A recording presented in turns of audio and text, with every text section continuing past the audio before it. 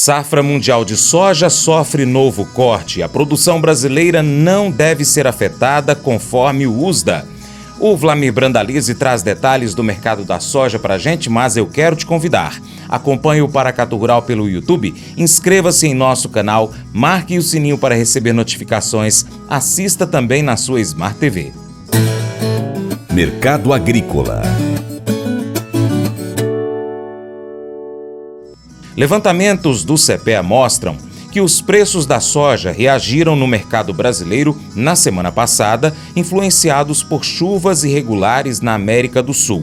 Esse cenário vem deixando vendedores em atenção e afastados do spot nacional. Além disso, incertezas sobre a relação comercial entre Estados Unidos e China reforçam o movimento de alta aqui no Brasil. O apetite chinês pela oleaginosa brasileira pode crescer nos próximos meses.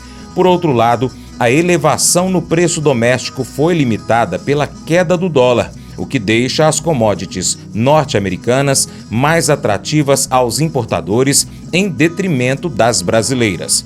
O aumento no frete rodoviário no Brasil, que diminui o valor recebido pelos produtores, também limitou as altas no spot nacional. O Departamento de Agricultura dos Estados Unidos, ou USDA, divulgou no início desta segunda semana de fevereiro um novo relatório de oferta e demanda da produção agrícola para 2025. Em relação à soja, o USDA indicou um corte de 3,5 milhões de toneladas na safra mundial, porém sem alterações para o Brasil. O consultor Vlamir Brandalize faz um balanço desses números e comenta a recuperação dos prêmios para a oleaginosa nos portos brasileiros.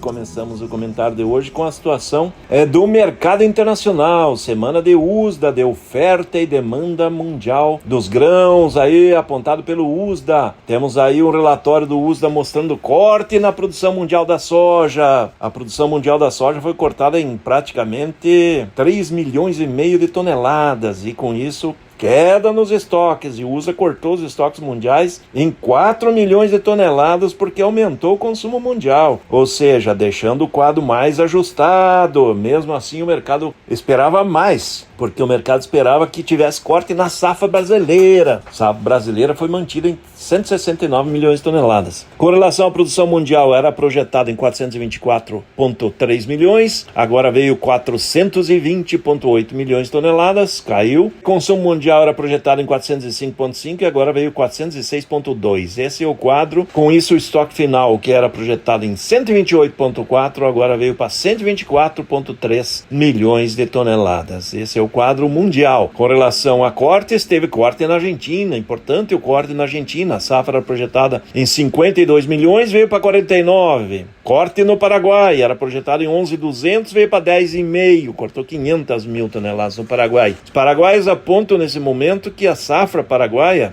essa primeira safra, estaria perto de 8 milhões e meio, 8,700. E teria mais umas 500, 600, talvez no máximo 700 mil toneladas de safrinha. Então, a safra real do Paraguai talvez fique aí cerca de 1 milhão de toneladas, ainda abaixo desses 10,7 milhões de toneladas que está apontando o USDA. E aí tem mais ajustes pela frente sendo esperado que venham. Com relação à China, não teve novidades na soja. O USDA manteve a importação da China em 109 milhões de toneladas e consumo em 126,9 milhões de toneladas. Com a guerra comercial, China vai para o mercado, mas não está encontrando muita soja. Dá para ver que nós estamos andando em momentos que não tem soja ofertada no mercado brasileiro. A soja americana está com prêmios positivos, muito adiante do brasileiro, fica mais cara. E com isso estamos com o cavalinho encilhado dos prêmios. Pela primeira vez, todos os prêmios desse ano estão positivos para a soja. É o primeiro momento de prêmios positivos na soja, todos eles na linha de cima. Lembrando que tivemos prêmios em alguns momentos até 50 pontos negativos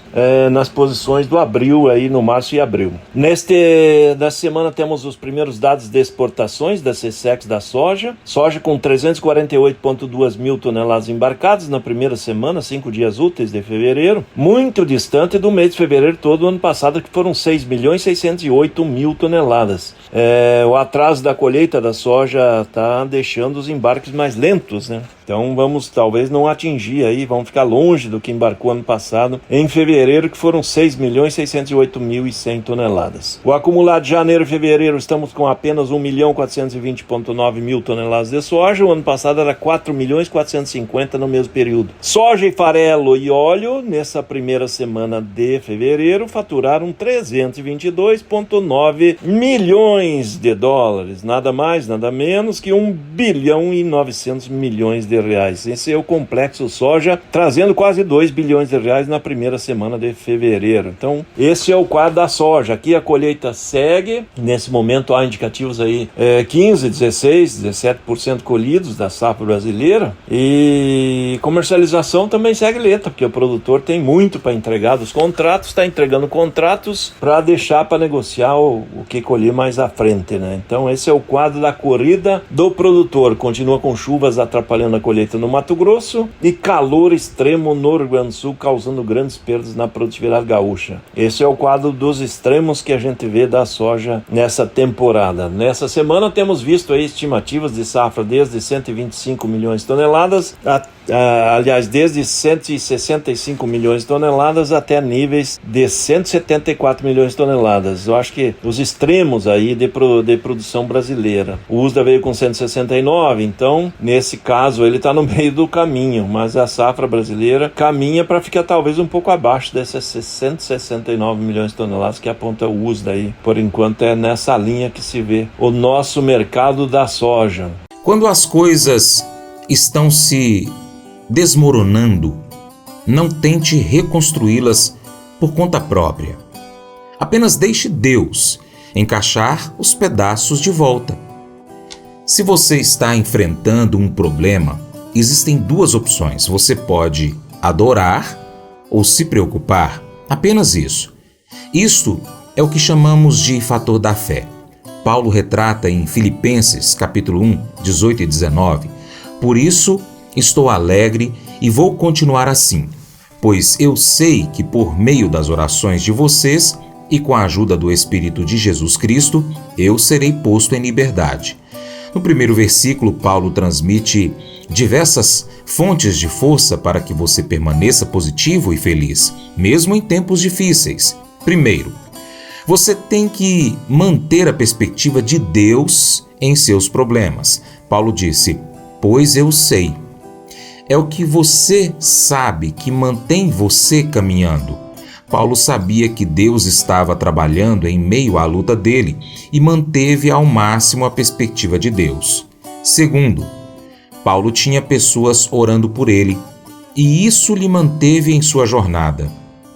Por isto, ele disse, a ajuda do Espírito de Jesus Cristo. O Espírito Santo também mantinha Paulo em seu caminho. Finalmente ele afirma, eu serei posto em liberdade. Paulo tinha fé que Deus trabalharia em seu problema para o bem, porque ele tinha perspectiva de Deus, as orações dos amigos, o Espírito Santo, a fé. Paulo escolheu continuar assim, ou seja, alegre. É sua escolha estar alegre. Esse devocional faz parte do plano de estudos Hábitos de Felicidade do aplicativo bíblia.com. Muito obrigado pela sua atenção, Deus te abençoe e até o próximo encontro.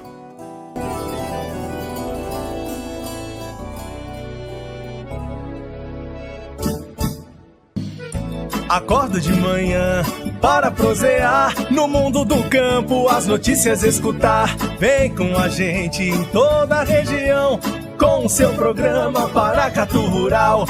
Tem notícias, informação e o mais importante, sua participação. Programa Paracatu Rural. Programa Paracatu Rural.